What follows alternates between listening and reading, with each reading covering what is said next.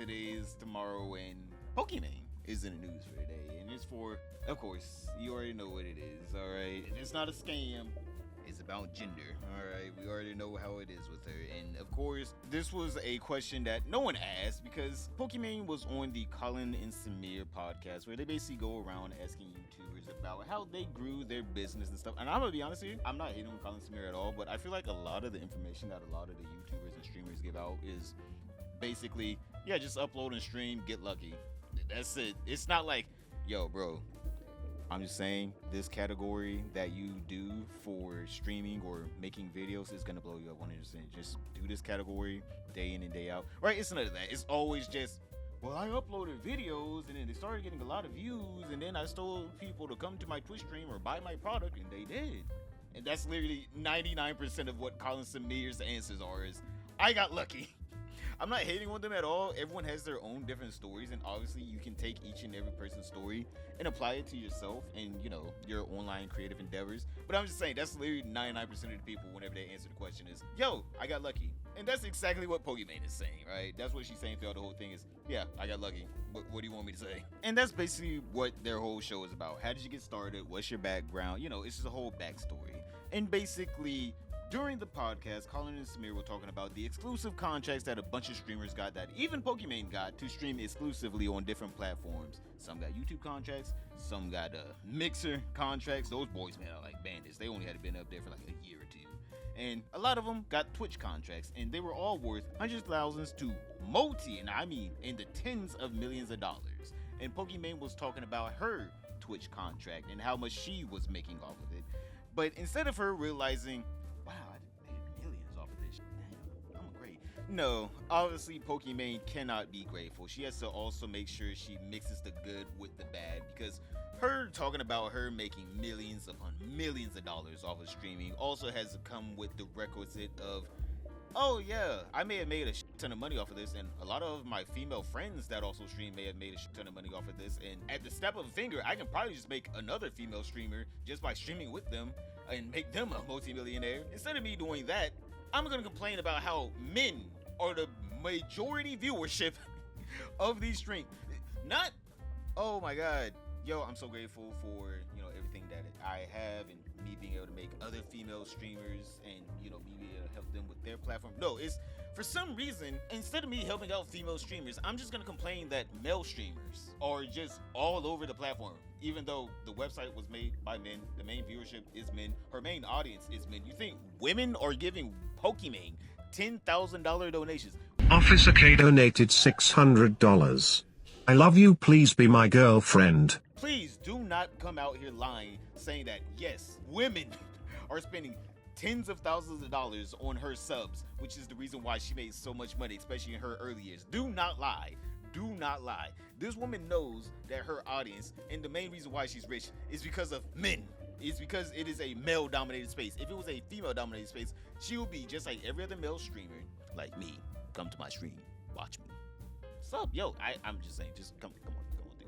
But she'd be like every other male streamer that is out there right now, struggling to get any kind of viewership, because why would they watch, you know, me, some other random person, whatever? Kai Sinat's on, XKC is on, Ludwig is on, Pay Money Wubby is on, right? Pokimane would have been out there having to fight for literal viewership. But, you know, seeing that it is a male-dominated space and most men are going to want to, you know, watch something that is unique. What is unique? A female playing a video game. Especially whenever she was coming up. That was all you needed to do.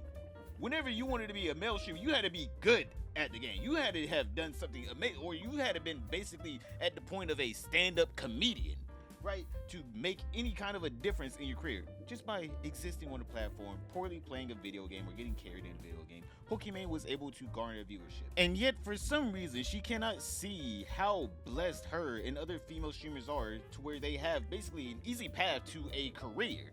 Literally being a male content creator, yeah, you have really high highs, but also your lows are basically you don't exist at all.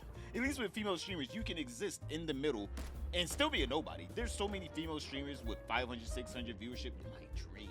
If I had 500, 600 viewers on Twitch, oh my goodness, boys, I would be living in a dream. Link in the description below. I'm definitely gonna be live this time tomorrow, doing some weird shit as I always am.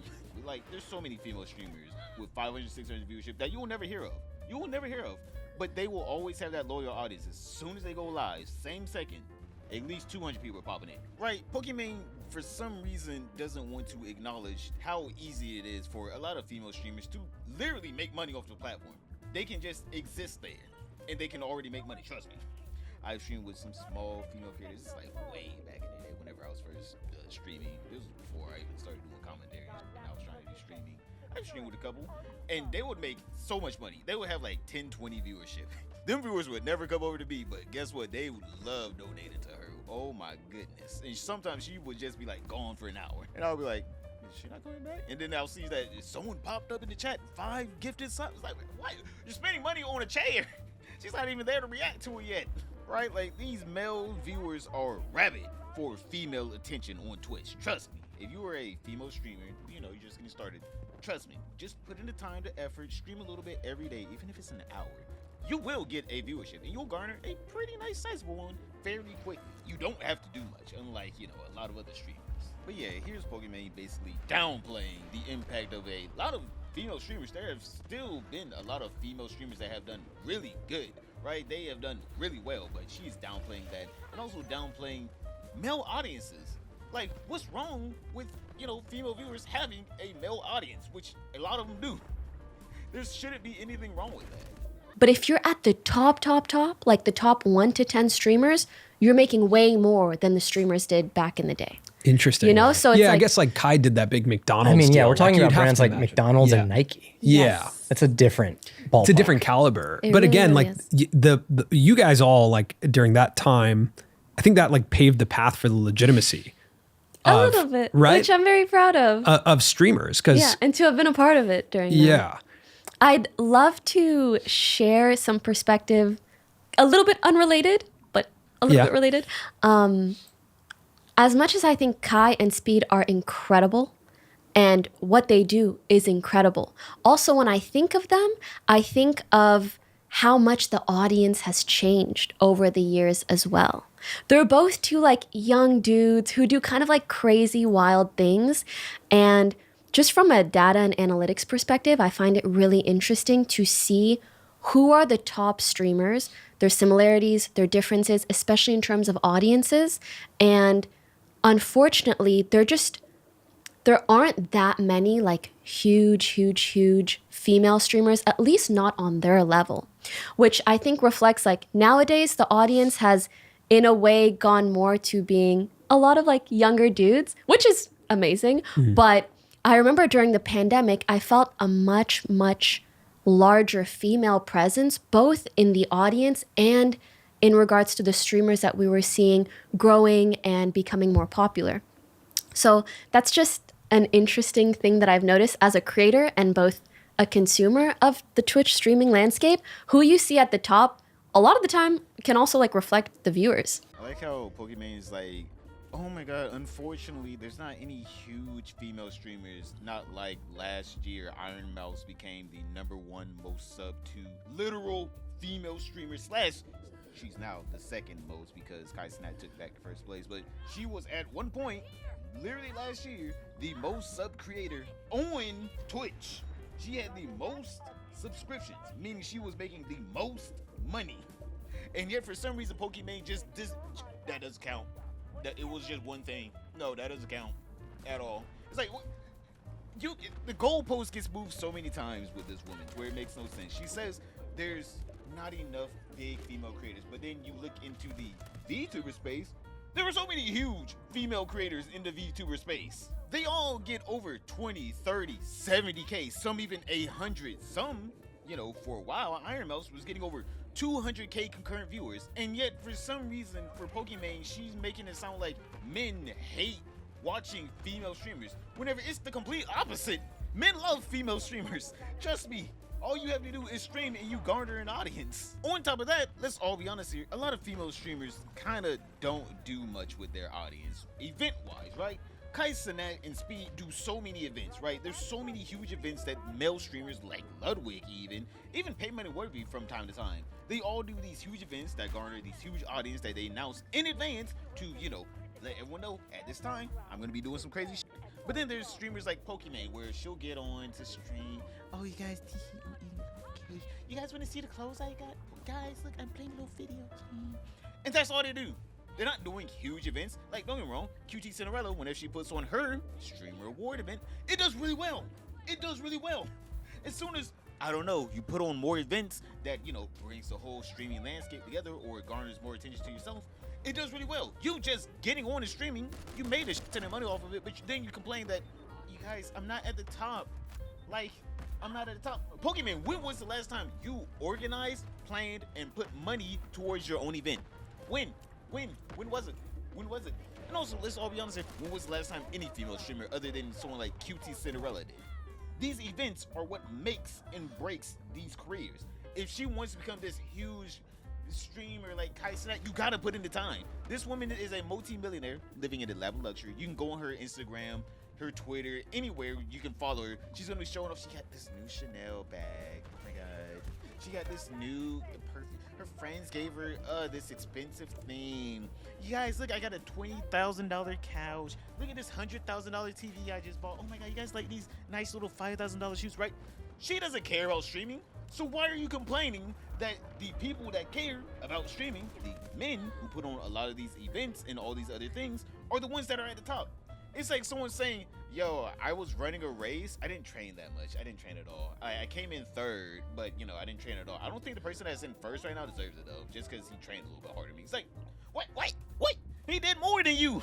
Yes, he deserves to be compensated and rewarded for doing more than you. And then on top of that, she says, oh my god, there was like way more female viewers and streamers during the pandemic, but then they all like started to drop off after the pandemic. It was like, cause everyone was inside at that point. Who do you think watches streams all day? You think you doing an 8-hour stream and you're able to have a concurrent viewership of over 10,000, all 10,000 people at literally like what, 12 p.m. to 8 p.m.? You think those people are going to work?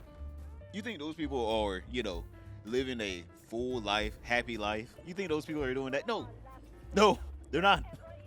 They're not doing that, all right? Let's call it spade to spade. The female viewership left after 2020 because they had literally anything else to do other than watch streams all day. They legitimately had anything else to do. Viewership as a whole on Twitch dropped after the pandemic because everyone's like, oh my god, I can finally go outside. So after Pokimane said that, they decided to ask her, how does this affect you at all, Pokimane?